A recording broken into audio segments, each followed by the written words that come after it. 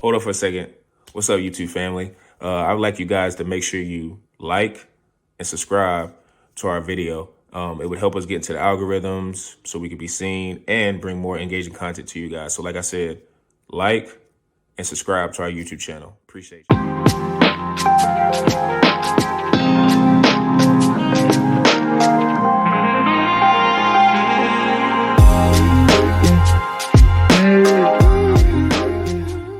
Per usual, Sean Tyson here with Zhu and Peebush. How are you fellas doing? I'm doing well, man. Nice little 4-0 fantasy week for the first time this year. 4-0. Beautiful to see. About damn time. Add that on top of an absolute Bears. Just sticking the knife and twisting it into the Panthers even more, man. I know everyone saw that fan holding up the whole trade package, man, for Bryce Young. At least you got to see the playing field, man. That's all I'll say. So Bears looks like they might be finally clicking in a division that is going to be shaken out over the next handful of weeks for sure, just like a lot of other weeks. Wow. You had a 4-0 week. I had a 1-4 week, man. Absolute disaster. Just disaster. Guys getting concussions, guys getting hip injuries, guys not showing out. Dontavion Wicks, my sleeper pick guy, he just does absolutely nothing. Dropping passes, got a drops issues, can't make the big play. Just an absolute struggle in the fantasy side, man. Oh, Lord. I got nothing good. I made a big trade. All the guys I traded for got injured. I'm like, oh, my Lord, this is not happening. This is not happening. So it was a rough week in fantasy. Even the free agency fab this week, I don't see any guys that are too enticing. So I don't see any significant ads that you could help resupply your roster. So you got the guys you got, and you got to hope for the best for some touch. Coach them up. Got to coach them up. Man, I'm just like, boys, I need some tutties.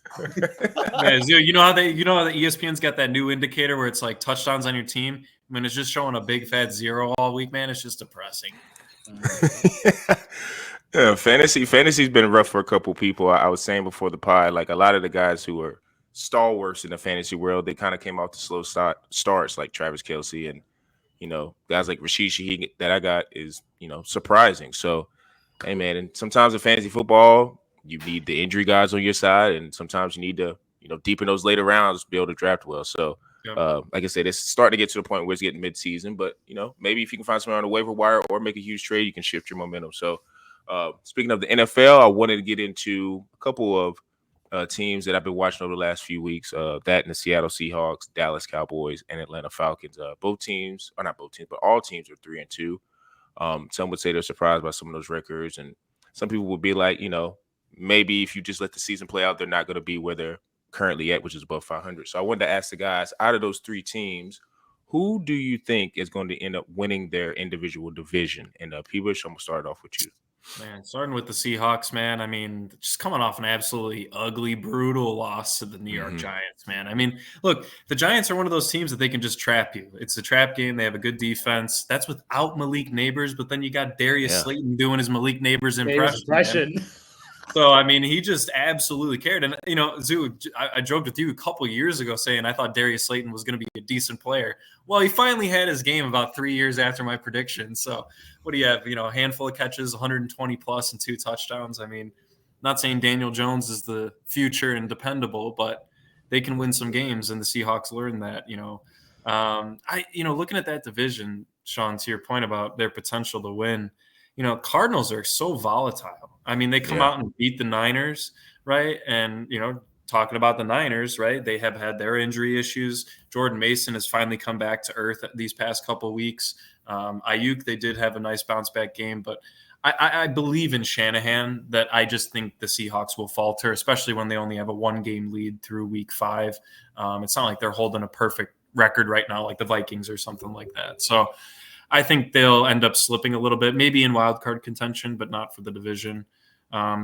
Kind of similar with the Cowboys. I'm not going to say the Commanders are going to win the division because I think that's a bold statement, but we might be showing up at week 14 and they might still have a game or 2 lead, and we'll be like, okay, maybe now, So if you're a long shot better, maybe placing the Commanders division title for sure would be interesting. But for me, it's leaning more on the fact that the Eagles are finally going to be healthy going into week 6, or at least that's what's expected on the Devontae Smith and A.J. Brown front. Dallas Goedert has come to life as well. We already know what Saquon Barkley's been doing for this team.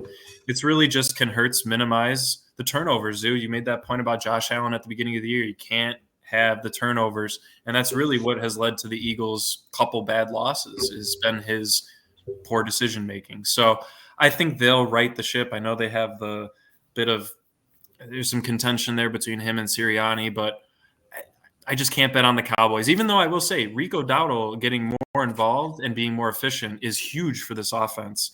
I just think teams are going to focus all on CD, and after that, you're talking about throwing to Tolbert. Ferguson's obviously had a good game.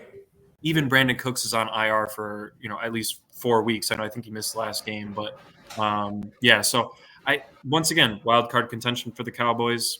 Not really seeing it as a lock for the division. Just kind of scared with the Eagles getting right here. So that leads me to the Falcons, man. And I got to say, this is probably the team that I'm picking to win the division. Kirk Cousins, Darnell Mooney, Zoo, and he's open Drake a lot. London. He's wide open, man. He had that bad drop in the game, but that was the only bad part of his game. I mean, he's truly come into his own with Kirk Cousins at the helm. But I think this is just huge for their offense in general, getting the chemistry down, getting the timing, just the familiarity that we were not seeing at all, especially in the first 3 weeks, a bit in the fourth week, and then this past Thursday Night Football game, which, side note, best Thursday Night Football game in years. Yeah. That was an unbelievable game. Younghoe Koo, man, is an absolute monster. If you still have kickers in your fantasy leagues, try and get him. If for some reason he's on the waivers. But yeah, I mean, I think just looking over that division, I mean, Derek Carr, not sure if you guys saw, but he's probably doubtful for this upcoming week with a similar injury that Kenneth Walker was just dealing with in the oblique area. So that, talk about him and Olave not really being on target. Well, Shaheed needs Derek Carr as well. And, so I don't know how the Saints are going to fare, especially with, just how difficult that division is. The Bucs, I'm scared about their running game because I know everyone's on Bucky Irving, but he's had some fumbling issues. He's had some efficiency issues. He does break those big runs, and we know what their passing attack can do. But their defense has not been very consistent. A lot of teams are taking advantage of it. That's actually a big matchup with the Saints this week in Tampa Bay versus New Orleans. So I don't know. I guess I think maybe this is recency bias coming off that Week 5 win for the Falcons, but I just think their chemistry is only going to continue to grow. They just need to get Bijan going more. That he's been the only person that really hasn't gotten it going. Even Kyle Pitts had a pretty damn good game in Week 5, but Bijan was resurgence on that offensive front. So I just think the Falcons, and I'd say that's more so to do with the competition in their division compared to their skill level and talent compared to the other two teams. Because I'd say they're probably pretty on par.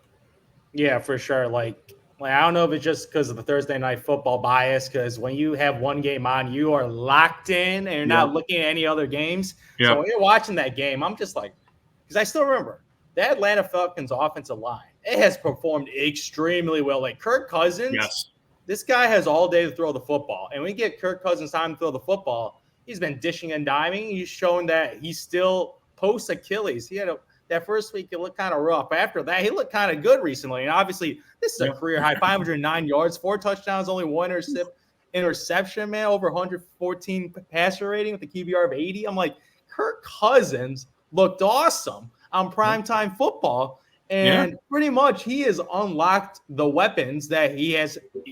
And Drake London, like this guy was a high first-round pick, and now we're seeing what Drake London could really do with a quarterback. I'm not going to say Kirk Cousins is elite. He's a good starting quarterback. He's a good starting quarterback.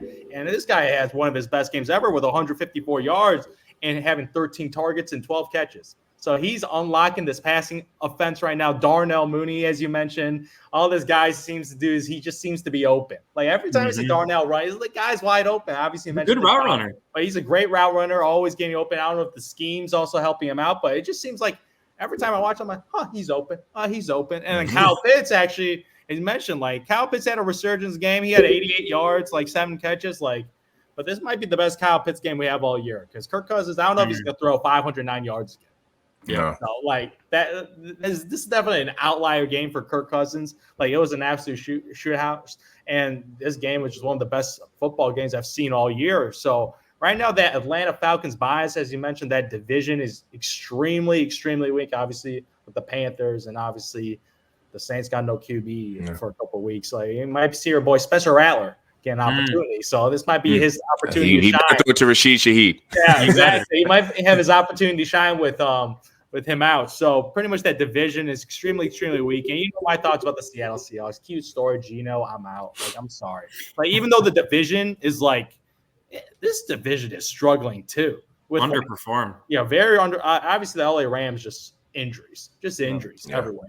Same thing with the Niners, and like that game was definitely in the balance. It was one possession. Like, they got the interception. That was the game. They had an opportunity to win that game. The San Francisco 49ers have not been playing up to expectations, but I think a lot of it has to deal with injuries, mainly Christian McCaffrey being the red zone monster that they're just not punching it in. And when you had CMC in the red zone last year, it was automatic, like absolutely automatic. And now you got guys having pretty much the inability to get in the end zone in the red zone. So that's why the Niners are struggling. Cardinals, cute story. I like the offense right now. They still got to progress with other young players, but like the Seattle Seahawks, I don't think they have any opportunity and they might squeeze in again in the division depending on the injuries related to the other teams. But other than that, like if the other teams stay completely injured, but Seattle Seahawks for me, I'm always out on them, and especially you lose to the Giants, man. Come on, especially without their best offensive. Actually, two of their better offensive, but like Singletary was also out too. They got this. Yeah. Well, Tracy looked good. Tyrone Tracy averaged this guy averaged 7 yards a carry. Like this guy's I've never heard of him. Like he's a rookie. He's a rookie. He just comes in, averaged 7 yards a carry, and was extremely productive. Every single rush was a positive yardage. So this defense I don't think is that good if you're getting the Giants to go down the field that easily. So like for me, Seattle Seahawks, I'm out.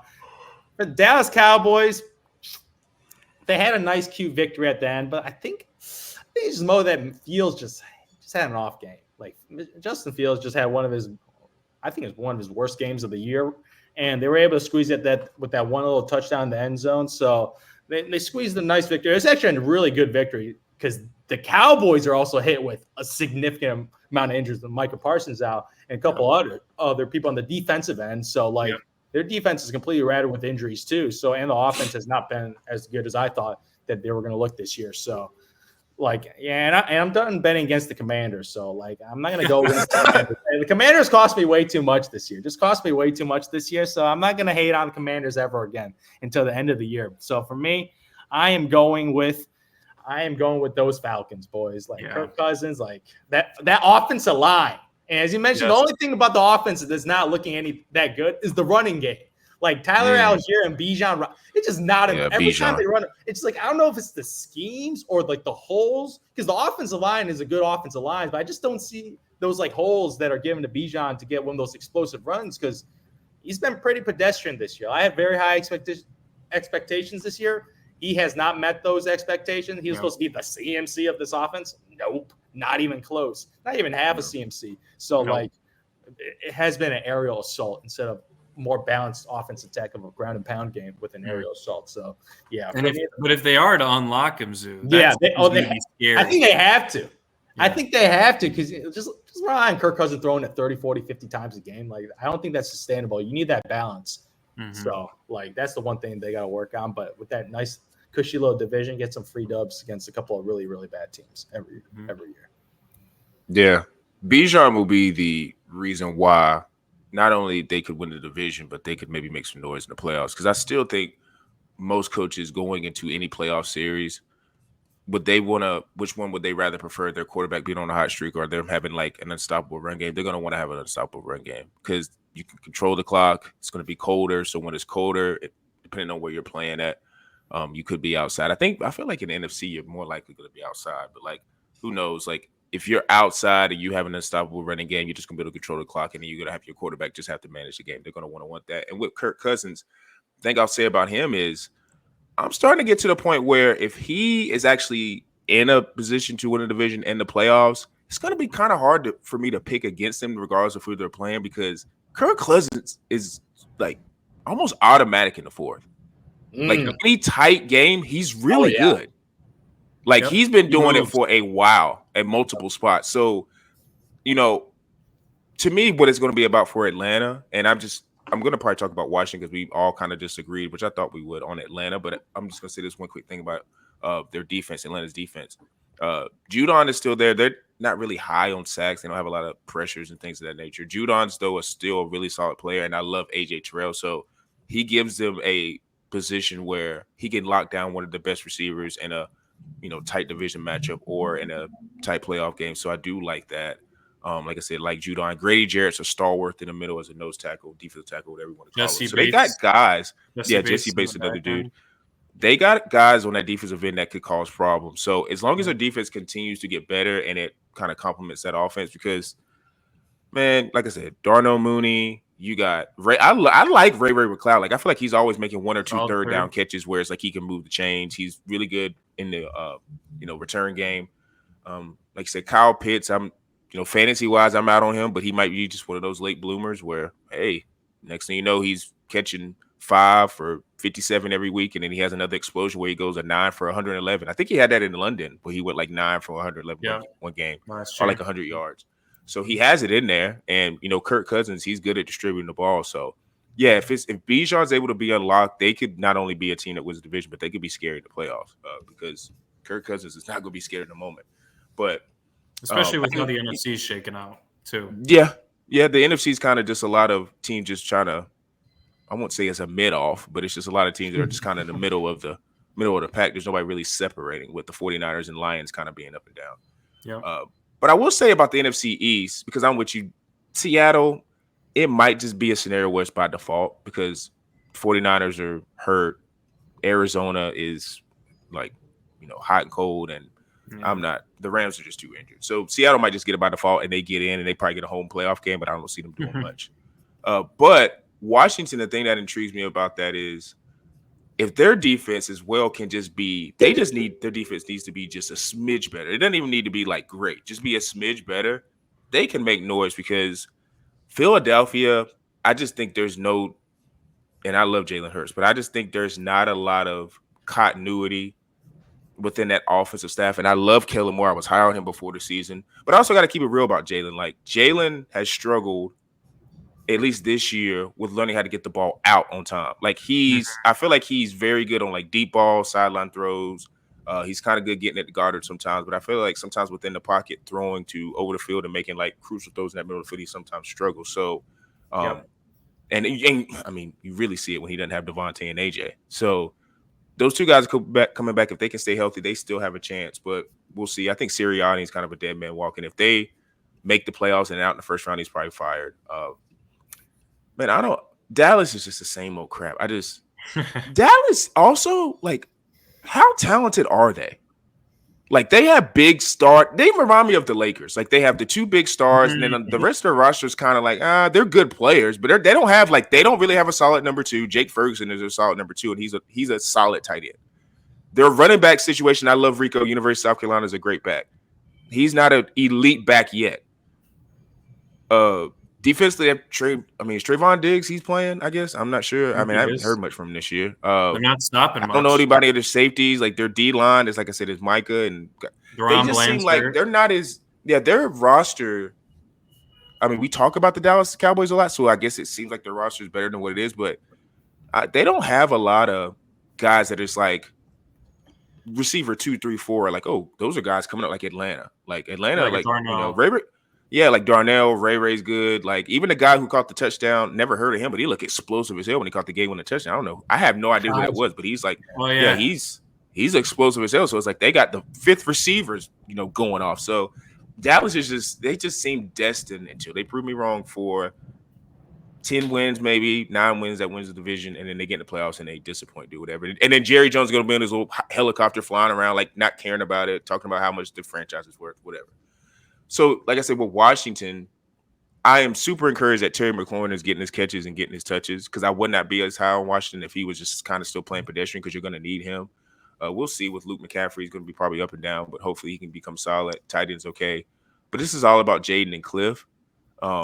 If they still continue to play within their style, where I think Cliff is doing a really good job of marrying what he did at LSU and his scheme of, like, not making Jaden basically win the game, because he's not doing that because of the defense. I think he's doing that because they really have 2 really good backs. Like, Brian Robinson Jr., I think, is an underrated back, and Austin Eckler is a good change of pace back. So I think he's making Jaden play good within those two running backs. So if he's able to have those two running backs control the clock and do what they're supposed to do, and Jaden just play within himself, and then whenever you need it, him make an explosive run or him make a crazy play outside the pocket and a downfield throw, I think they have a really legitimate chance.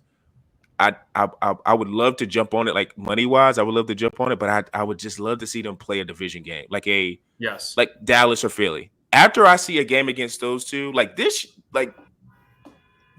week is going to be kind of a test going against Baltimore. But I'm saying a team that's in their division.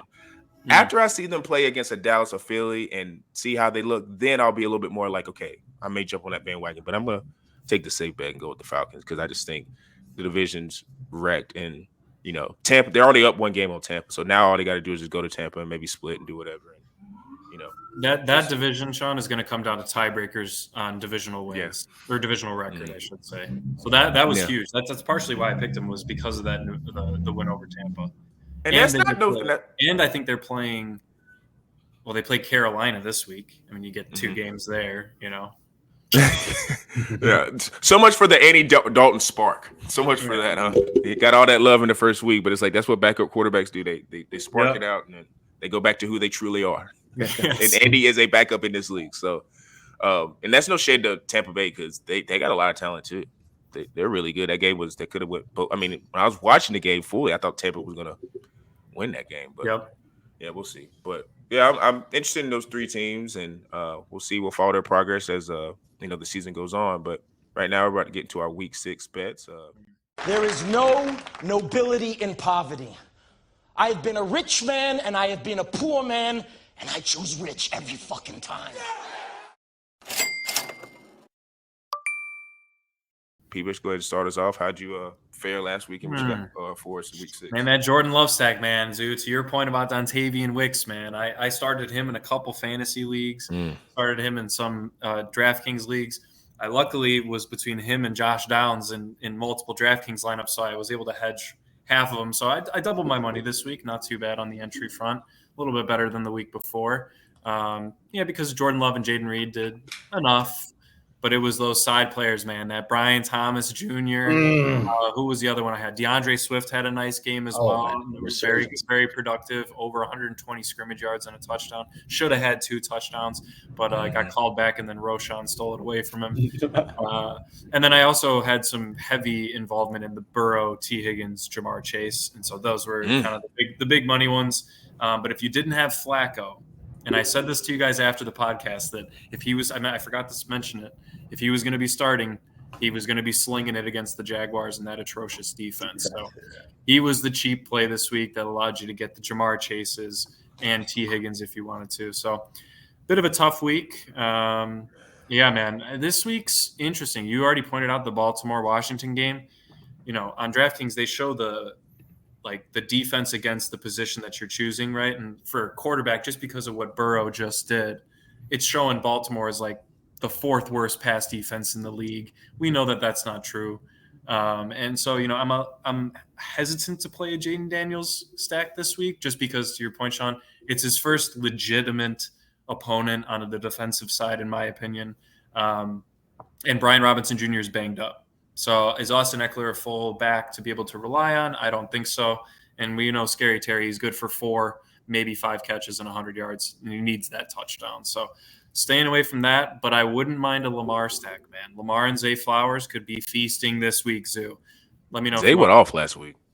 Let me know if you want Zay Flowers. But the guys that I'm focusing on on my stack is I'm going to go with the Kirk Cousins, Drake London, man. They're playing the Carolina Panthers. I think they go up early. If you want to throw Bijan in there to kind of hedge the fact that they could take a lead early, I wouldn't mind that either. But the running backs that I'm focusing on this week are Jamhyr Gibbs against the Cowboys. With all those injuries on the D-line, I think he's going to absolutely feast. And Najee Harris, man, against the Raiders.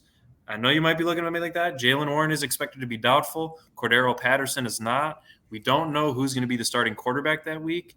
And the Raiders have been getting absolutely torched. They even made Javonte Williams look solid this past week. So I think Najee Harris is going to get some goal line looks, bang it in, and he's going to get the volume. I already mentioned Zay. I really like as a cheap tight end. I like Cade Otten this week. Tampa, they have to move the ball around, and we know how Mike Evans fares against the New Orleans Saints. He is non-existent. So this is going to be a Godwin and co kind of week, in my opinion. I think Cade Otten could end up getting a lot of targets in a week where the only other viable tight end, in my opinion, is Brock Bowers. And he's very expensive now. You're paying $6K around the same price as nearly paying for a Josh Jacobs, a Zay Flowers, things like that for your tight end position. So saving a little bit of money there, man. But yeah, I'd say Lamar stacks with Zay Flowers and Kirk Cousins with Drake London's the solid. And if you're a betting man you include the whole slate, a nice Caleb Williams, DJ Moore stack could be real nice if you include the London game. London game. We saw what Flacco just did to him. That's true. That's true, man. Speaking of the London game, man, that was my pick of last weekend. Man, so obvious. I still remember when Vegas had 2.5. I was like, am I missing something? Like, I thought I was missing something, but no, I didn't miss a single thing because that was just it was not a competitive game. Like, it was so bad that the head coach got fired. Like, that's what happened. The head coach got let go. It was an absolute abomination. That defense.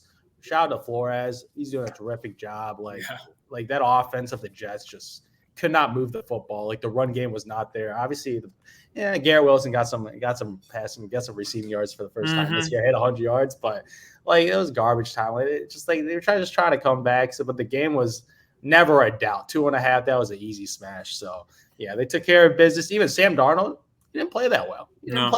Like, Jets no Aaron Jones. No Aaron Jones. Like, the offense wasn't that impressive, but like the Jets offense couldn't get it done. The defense just took care of business. So it was pretty much all they had to do, just be a game manager, and they got that done. So that was, I still remember 2.5. I was like, I'm kind of shocked. That was shocking. I was shocked it was not 3, like 2.5. That's just asking people to bet 2.5. So shout outs to the Vikings for getting done. Still undefeated right now. Still undefeated. 5-0. For me this week, I saw the Bears there, and I'm like, I saw the Bears. I'm like, okay, the Jacksonville Jaguars. You know me, I love the 2.5. I love the 2.5, and I know that they got some Swiss cheese defense. Caleb Williams got some confidence. He got some confidence now after just beating down all these bad teams recently. There's all these bad teams. He's got that mojo going on with DJ Moore. So I saw that. I'm like, should I pick the Chicago Bears? I'm like, nah, I can't bet on the Chicago Bears. Man. I already bet on them to win their 9 games. They better hit that for me. They better hit that 8.5 for that season total for me. So I moved past that. So I'm just like, okay, I'm gonna pick more of a sure thing against a really, really bad team. Steelers -3 on the road against the Raiders. There you go. Especially after that debacle against the Dallas Cowboys in that game with the game getting extended to the next day. They weren't able to get it done. Justin Fields obviously didn't play his best game, but I believe in the Steelers defense. And you're playing against a Raiders team where they have a quarterback change. They benched him, yeah. They had a quarterback change, first of all. Second of all, you got that Davante Adams fiasco going on the sideline. So we got a bunch of distractions with their star receiver and their head coach and their offense. Like, they need everything they have on offense right now. And they're playing against the Steelers defense, who's elite again. I would say they're top 10 NFL defense right now. Just rely on the defensive game. And pretty much, I know the offense of the Steelers, it's kind of ugly. It's kind of pedestrian. It kind of looks old. Arthur Smith, who's surprised. Like the offense just doesn't look like a modern offense that we've seen. And like Pickens, that guy's a head case. But against this Raiders team, you don't really have to score much. Just let the defense looks good. Yeah, exactly. Like, this is a team that lost to the Denver Broncos and the Carolina Panthers, and I would say those are two of the worst NFL teams in the NFL right now. So for me, this is the Steelers versus a bad team on the road after a loss, even though it's on the road -3. Give me the field goal. I'm gonna beat them by 4, hopefully. So for me, I'm like, I get a good team and it's only -3. I'll take the Steelers any day of the week, man. Any day of the week, especially after a loss. And Zoo, they're going to control the game with Najee. Yeah, just ground and pound, get a lead, get a rushing tutty, or maybe a defensive tutty, and then just hold the lead and ground and pound this team. That might be your quickest winning bet of all time, man. That game might be over in about 2 hours, man. Yeah. All I know is it's going to be low scoring. Yes. It's going to be low score in this game. So. Start the Broncos defense, everybody. They're a lock. Yeah, I've been trying to get a hold of it. Their defense is solid. I have them in every single league. I'm not dropping them either. Yeah, they're really good. And I'm always the guy that's like last pick is a defense because I feel like it's interchangeable. But yeah, I feel like I kind of wish I would have got a hold of the Broncos defense because that would have been helping out in one of my other leagues. But I'm gonna be honest, this slate was just not great for me. Especially like trying to pick an upset in terms of like where's their value in an upset of like maybe a +3 or higher. I didn't really find much. So the one I went with is like one I would maybe put a little, not a little money on, but just like whatever. Giants versus the Bengals, like Giants +3. I actually like their defense. Like their D line is underrated. Thibodeau, Lawrence, Brian Burns, like they can get after the passer. I think that's why they kind of bothered Seattle last week. And for that being a cross country trip, it's like, I kind of like that they showed up. Now we all know Slayton's not going to go crazy, but hopefully Neighbors comes back. And if Neighbors comes back, what we do know about Neighbors is he's going to get open, he's going to catch the ball. And maybe now since Slayton, kind of got a little confidence, maybe he's a competent number 2.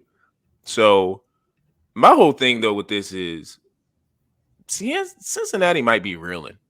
And I think last week them like basically having the game in their grasp and then the holder botching the snap and then Lamar getting the second chance and Derrick Henry just literally sprinting down the left side of the field and almost scoring that touchdown and then, Justin Tucker ending it. It's like, man, that takes a lot out of you. Like, and Burrow's like fumble. Said, yeah, Burrow's fumble was tough too. Interception was tough, but it's like most people are always like Cincinnati starts slow. They're, it's whatever. And I'm seeing the storylines.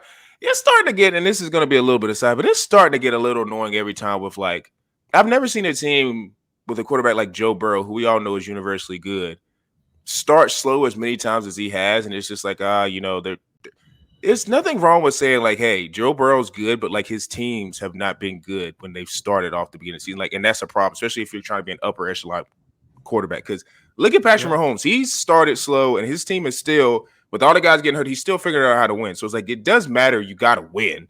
Like, you can't just be in such in love with the stats. Like, he went crazy, but you got to like, hey, win the game.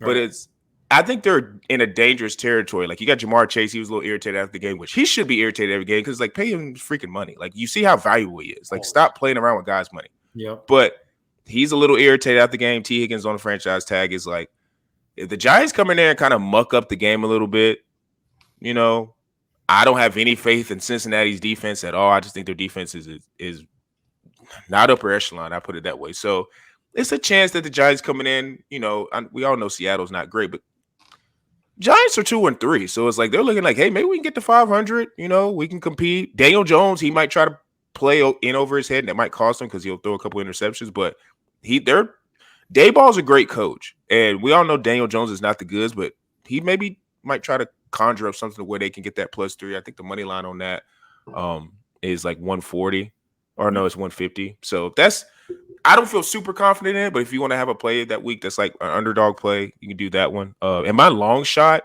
is the Commanders. Like, maybe they do go into Ravens. Ravens are feeling good after they beat the Bills and beat the Bengals. Maybe there's like a letdown, like, we got this,